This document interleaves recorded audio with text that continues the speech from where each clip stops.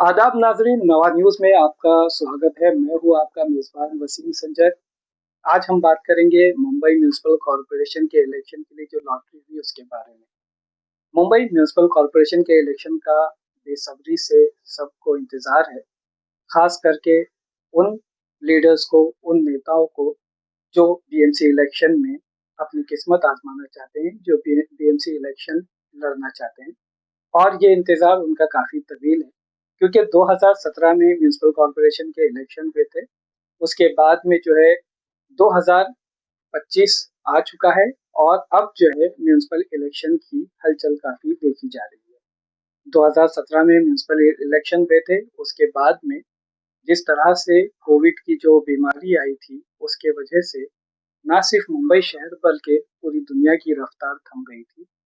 ऐसे में काफ़ी वक़्त तक जो है हालात जो है नॉर्मल नहीं रहे, लोग अपने घरों में कैद होकर रह रहे थे, एक तरह से यूँ कहा जाए तो गलत ना होगा। इसके साथ ही लोगों को काफ़ी मुश्किलों का सामना करना पड़ा।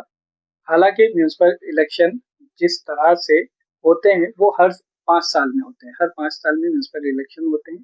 2017 में म्युनिसिपल इलेक्शन हुए थे, उसके बाद ऐसी उम्मीद थी कि ये इलेक्शन 2022 में होंगे, लेकिन उससे पहले 2 साल तक जो कोविड की बीमारी, कोविड की वबा फैली थी, उसके वजह से जो पैंडेमिक था, उसके वजह से म्युनिसिपल इलेक्शन नहीं हो सके थे या उसके दूसरे भी असबाब थे।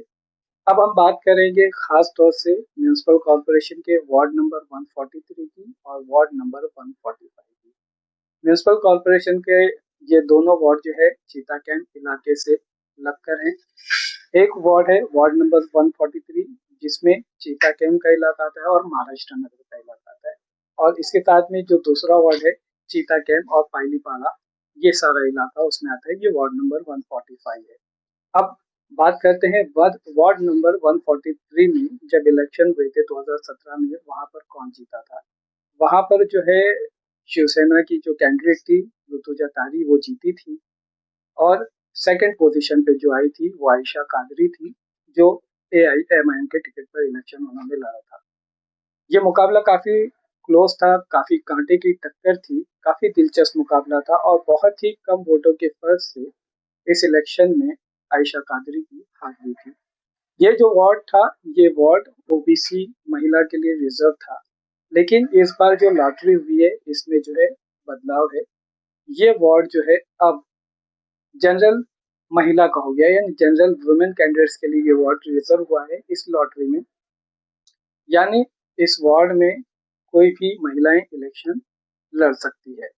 अब हम बात करते हैं वार्ड नंबर 145 की। वार्ड नंबर 145 में भी काफी कांटे की टक्कर थी। जब हम बात करते हैं वार्ड नंबर 145 की और हम बात करते हैं म्यूनिसिपल इलेक्शन की जो 2017 में हुए थे, इस इलेक्शन में भी काफी कांटे की टक्कर थी। इसमें काफी जो है कई उम्मीदवार इस क्षेत्र में इस वार्ड से चुनाव लड़ रहे थे और काफी बड़ा मुकाबला था। बड़े बड़े नेता इस वार्ड से अपनी किस्मत आजमा रहे थे।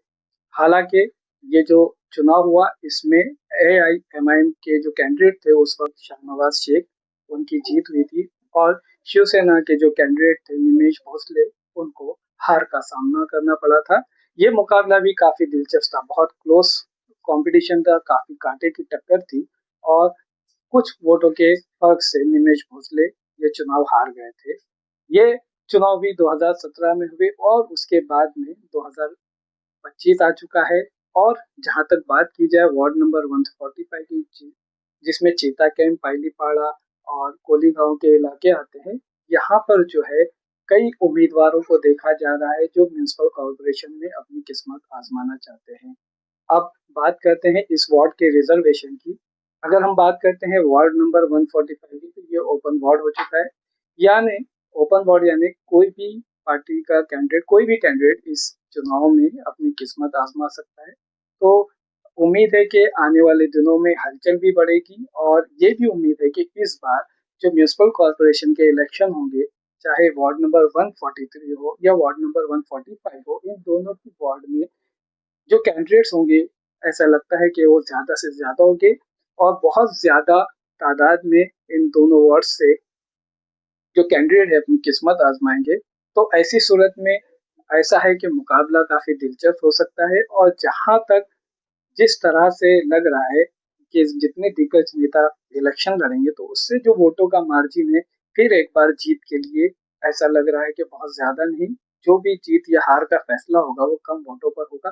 तो देखिए आने वाले दिनों में किस तरह की हलचल होती है इन दोनों बोर्ड में, और ये भी देखते हैं कि किस तरह के जो है सियासी मामले आते हैं, किस तरह के लोग वादे करते हैं, किस तरह से चुनाव लड़ते हैं। तो बने रहिए हमारे साथ, और इसी तरह की जितनी भी सियासी हलचल है आप हमारे चैनल पर देखते रहिए। हमारे चैनल को लाइक शेयर और सब्सक्राइब करना ना भूलें। आपका बहुत बहुत शुक्रिया।